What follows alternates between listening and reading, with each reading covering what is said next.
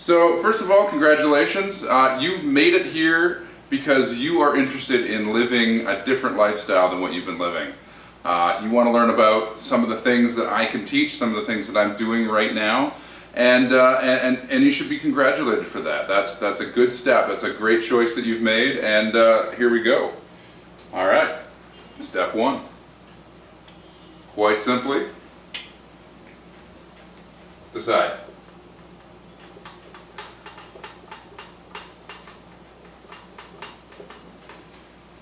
You need to decide that you actually want to do this. Listen, there are some really obvious advantages to traveling this lifestyle, but there are some pretty, not obvious disadvantages. So one of the things that I want to go over is some of the choices that you're going to need to make this lifestyle a reality. So number one, let's talk a little bit about what you value. Do you value stuff or do you value experience? Research over the years has shown that people that value experience tend to be happier people than people that value stuff. The best example I've heard is that you have more in common with someone that you've spent a vacation with on the beach than you're going to feel a connection with someone that owns the same brand of HD TV that you have. And it's a great example because, we all buy stuff, it makes us feel great. Everybody loves to have the new technology or the new computer or the new camera or whatever it is that the next thing that we want to buy is. But the reality is that it might make you happy in the moment, but a week, 2 weeks, a couple of months down the road, probably not. So definitely you want to decide whether you're a stuff person or an experience person. I'm an experience person. I spend my money on experiences, generally not stuff. And I hope that you could be that person too. So, some of the lifestyle advantages are fairly obvious. We'll start with advantages and we'll go to disadvantages. So advantages, you basically get to jet set around the world and spend your time wherever you want most of the year. You only work 4 months of the year.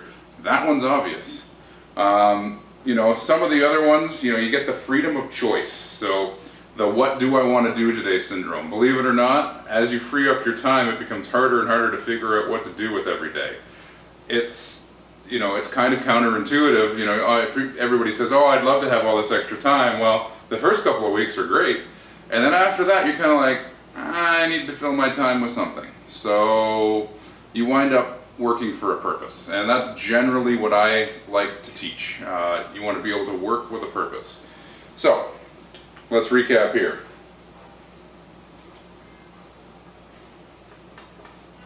Stuff is less than experience.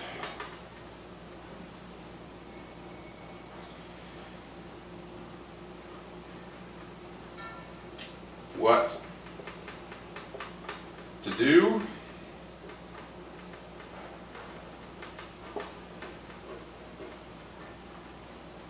Now, the life of purpose I just mentioned is a pretty cool one because as you travel you start to realize that you can not only enjoy yourself but you can help other people along the way.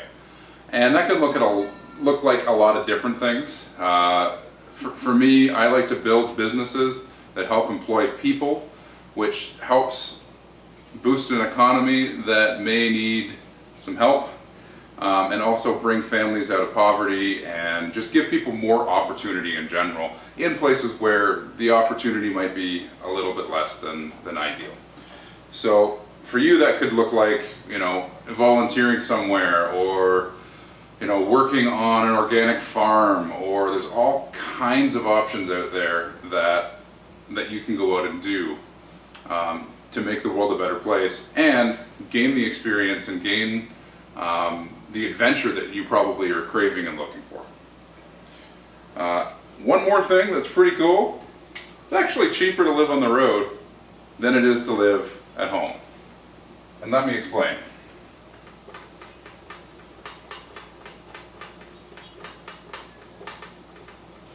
So, if you live in a major city, anywhere in North America or Europe, chances are it's cheaper to live in any other city in the world except your city. So the best example that I can give is if it costs you $2,000 a month to live where you live Well, guess what? That $2,000 a month is probably going to go a lot longer way in a country where your currency has a higher value. And we'll talk about, high value currency versus low value currency in another video. There's a whole other discussion about that, but for now, let's just leave it with, you could definitely travel at least at the same cost, if not cheaper, than living at home. Cool? Cool. So,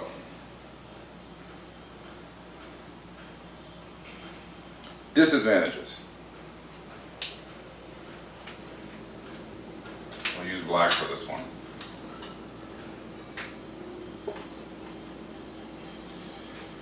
So, disadvantages. Some things that you might not realize that this lifestyle probably entails. So, one of the things that I try to explain to people is when you're living in what I call expensive countries, you're going to probably live at a lower class level than you are used to. You're going to be looking for the cheapest accommodation that you can have. You're going to want to save your money, because whenever you're in those expensive countries, you're generally in work mode, and which also means save mode. So you're going to start looking at your expenses in a whole new way after you start to learn about the 4-month work year. So that's one of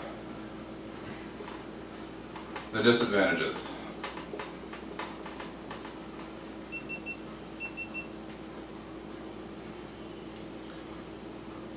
So, another disadvantage that people probably don't think about is you're going to be away from your support network.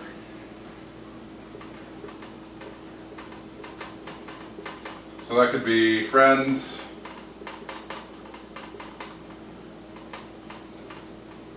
family, your dog, your cat, whoever that happens to be. So, when you're away from your support network, that means you have to find new support, which actually puts you outside your comfort zone.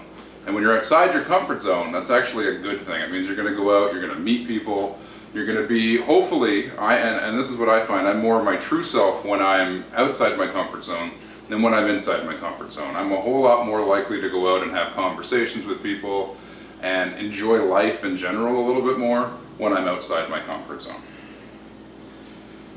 So, one more disadvantage, which chances are you're probably not expecting to hear. And the last disadvantage is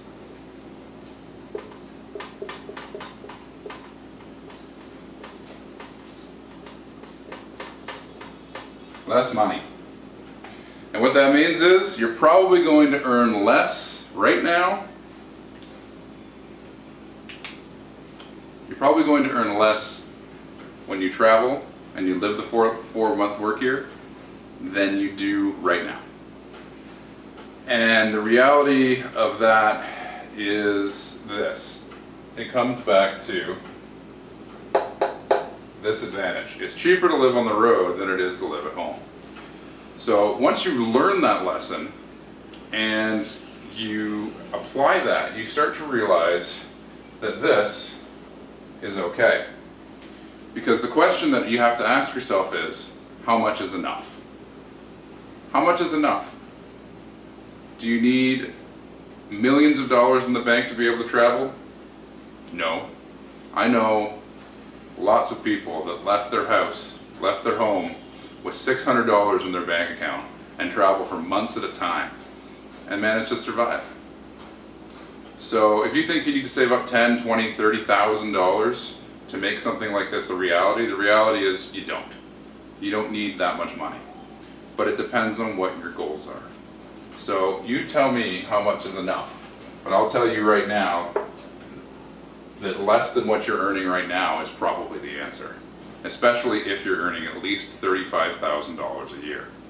Now, $35,000 a year, you know what that equates to? You are in the world 1% of income earners. World 1%. Did you think that you were in the 1%? Because chances are, if you live in North America or Europe, you earn $35,000 a year or more, or euros, or whatever your currency happens to be in your current country. And if you're earning at least $35,000 a year, you're earning more than 99% of the population on Earth. So, how do you think that applies? Well, it all comes back cheaper and earning less. So, on to lesson number 2. I will be right back. Alright, welcome back. We are here and we are off to step number 2. And step 2 is this. It's pick a business. Why pick a business? Well, very few people get rich working for other people. Unless you happen to know the next Mark Zuckerberg that's going to start Facebook, or the next Uber, or the next whatever it is, and you get in on the ground floor and you work for somebody else, chances are you probably aren't going to get rich working for someone else. Now, I know this program isn't about getting rich, but it's about maximizing your earnings during your work time. So, the best way to do that is to own your own business. So, pick a business.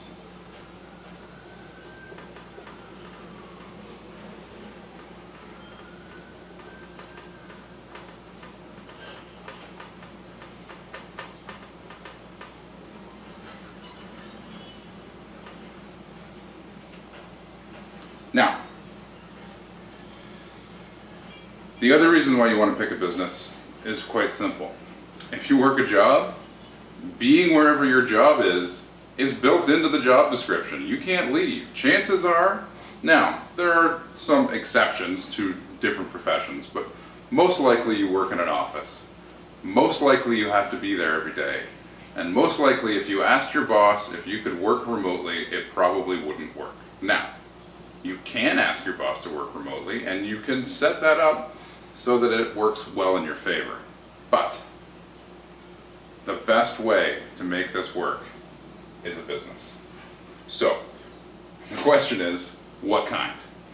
Well, and here's the secret sauce to the 4-month work year. You need to pick yourself a seasonal business.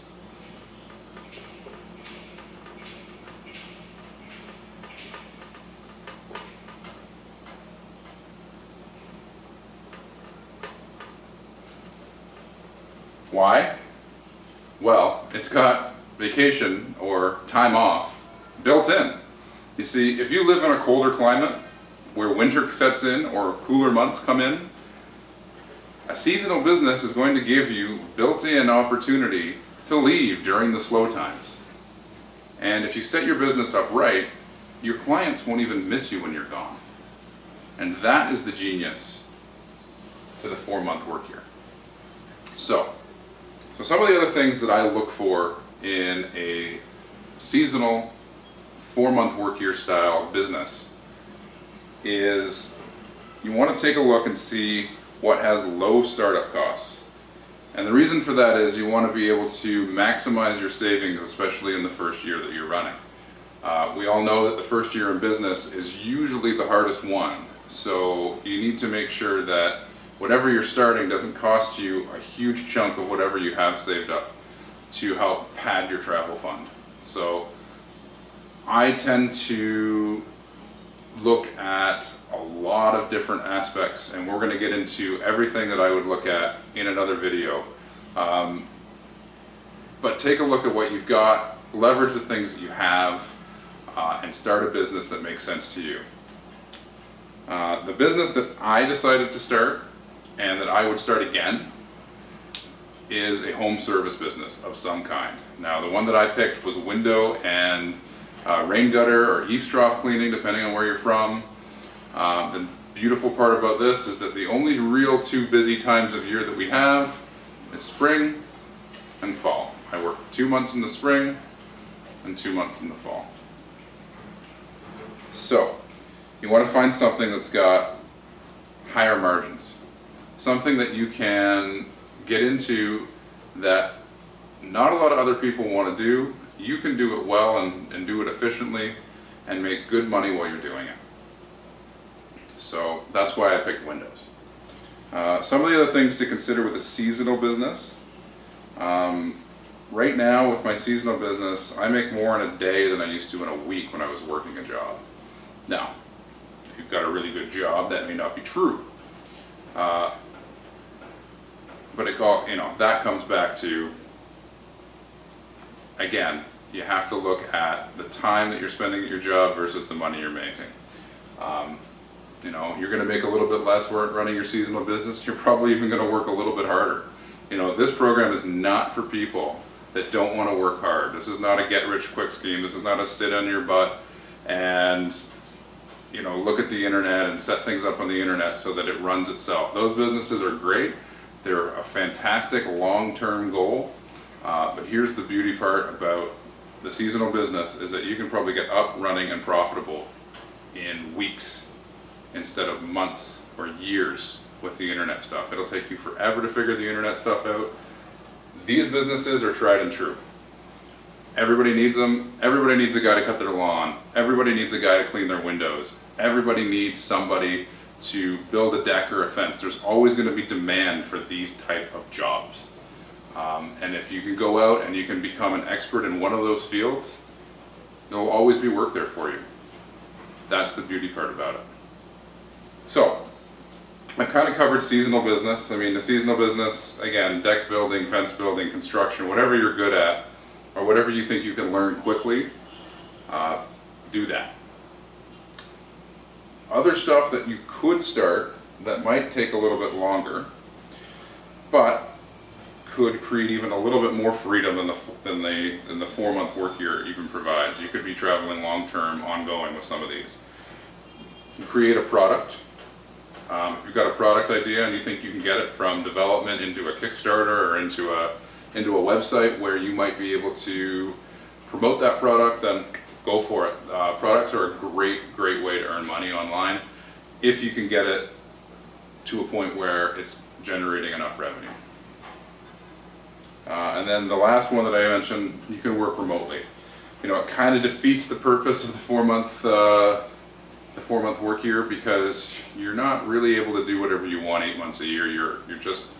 You're working your job, but just somewhere else. So if you just want to sit on the beach but still work your job every day, then that could be a good option for you, and go for it. All right, welcome to step 3. Step 3 is design your life. Once you get your business locked in and you're making enough money, lifestyle pretty much becomes the focus. You're not looking just at how you make your money, but how you're going to spend your time. Time becomes your currency. We all know that money makes the world go around, but really what we want is we want freedom of time. That's what we're looking for here at the 4-month work year. So, the first thing we're going to talk about is how you design your life when you're working. When you're working, it's really important to save. You want to save your money. And the reason for this is if you can lower your expenses when you're in expensive countries, it gives you more money to work with when you're in cheaper countries. Again, I'll go into the expensive versus cheap a little bit later in another video. So for right now, we're just going to focus on what you're spending your money on in the expensive country. And if you don't know what I mean by an expensive countries are the places that you're going to make your money, and cheaper countries are the places that you're going to spend your time when you're not working. So if you're from North America, think North America. If you're from Europe, think Europe. If you're from Australia, think Australia. Anywhere where you can work, right, or start a business. So the two biggest expenses that you have are rent, or your mortgage,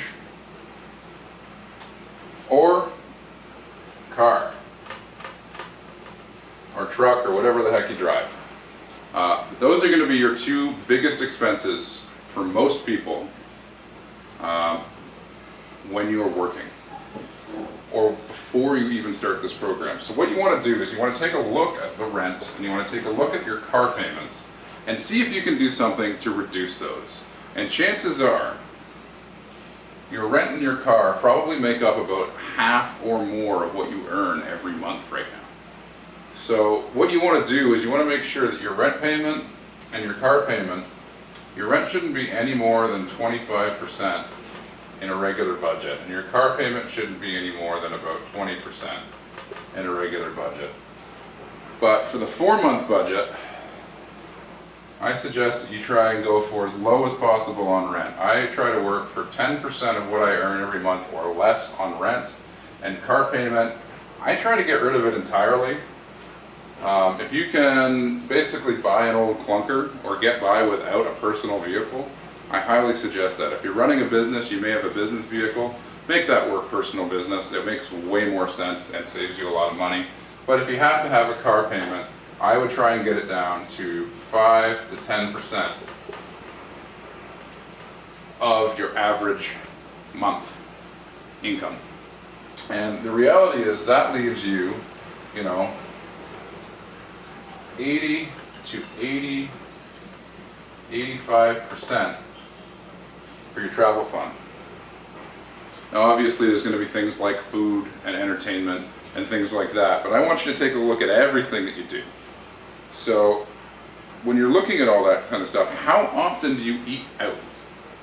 One of the things that I started to realize is that my eating habits needed to change wherever I was. I eat out way too much. I spend hundreds and hundreds and hundreds of dollars when I'm at home eating out for food that I could probably make myself. So that's one thing that I'm still personally working on, but it's something that you can take a look at and go through how many meals you're doing a day. The next thing you want to take a look at is, coffees, little luxuries, Starbucks, wherever you happen to go to buy your little things. Drinks or food or snacks or whatever it is that you like to buy, I want you to take a look at those and see what you can cut out. You would be surprised once you change your mindset. And here's the way I think about all these small things. If it costs $5, that's a half a night.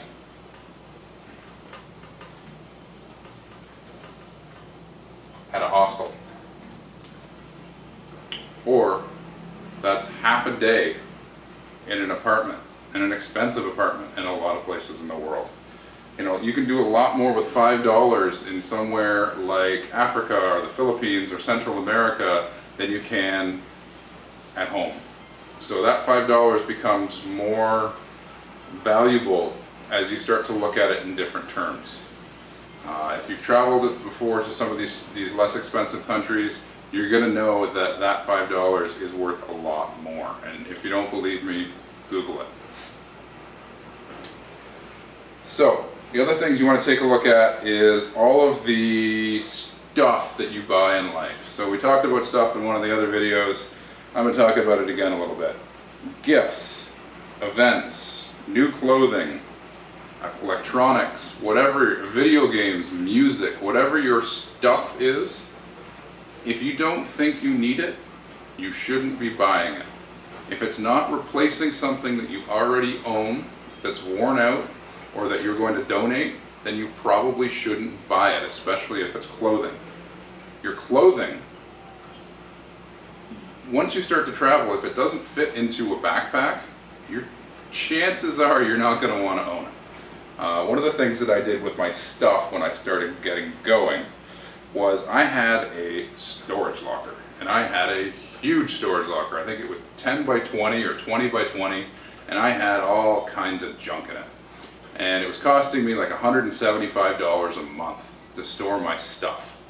And it was, stuff for a house. So furniture and stuff for my business, ladders, equipment, all kinds of stuff that I thought I needed. It was the stuff that I had acquired over, 10 years.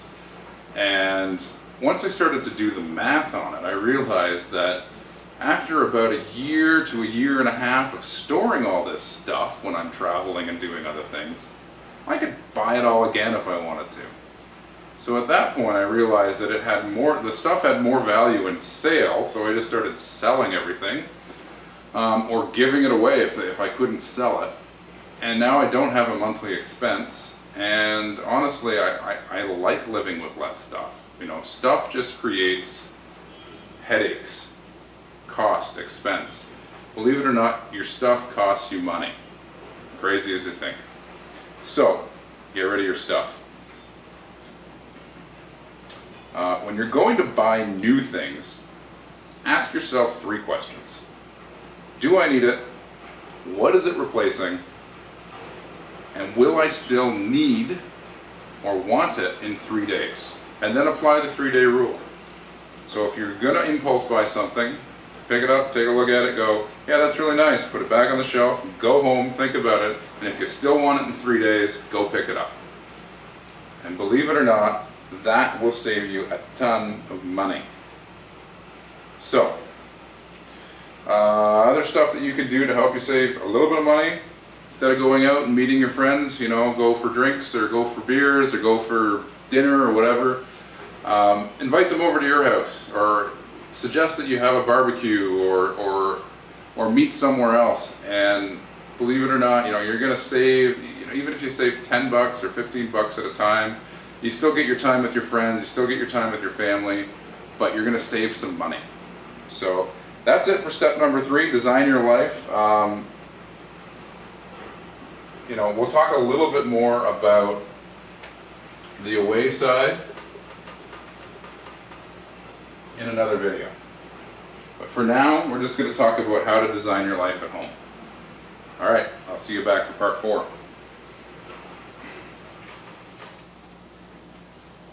Welcome back. So, step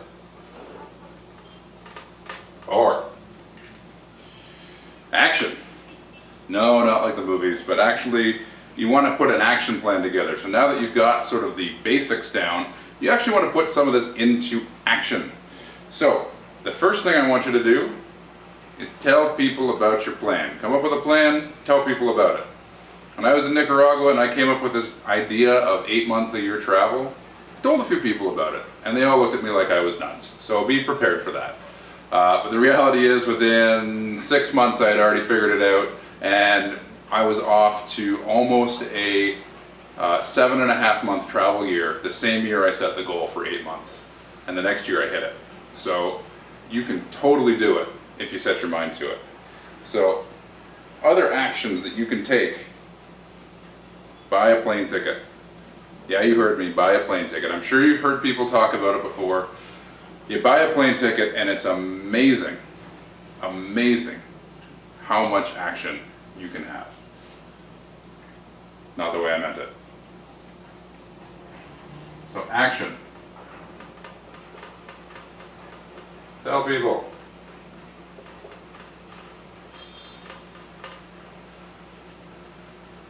Buy a ticket.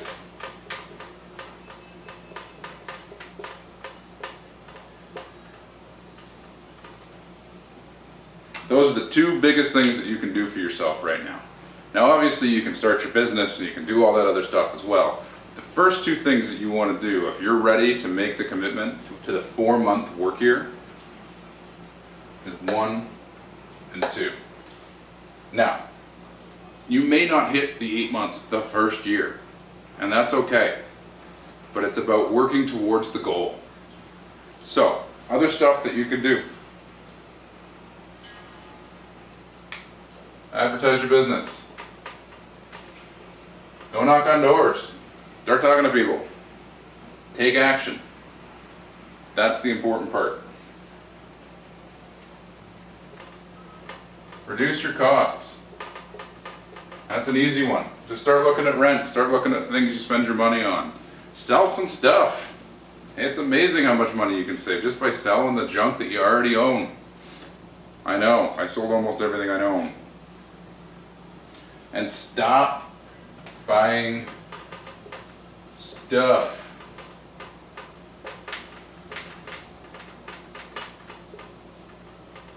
Stop it. If you don't own it, if you don't need it, don't buy it. Especially for travel. Don't spend a crazy amount of money on travel stuff. If you have a backpack, use it. If you don't think it's going to be good enough, then look at something else. But chances are, You already own the stuff that you can travel with. So don't spend a ton of money on that kind of stuff either. So, action. Tell people. Buy a ticket. Advertise your business. Reduce your costs. And stop spending money on stuff. Alright. Step 5. Right now. Right here. You know what step 5 is?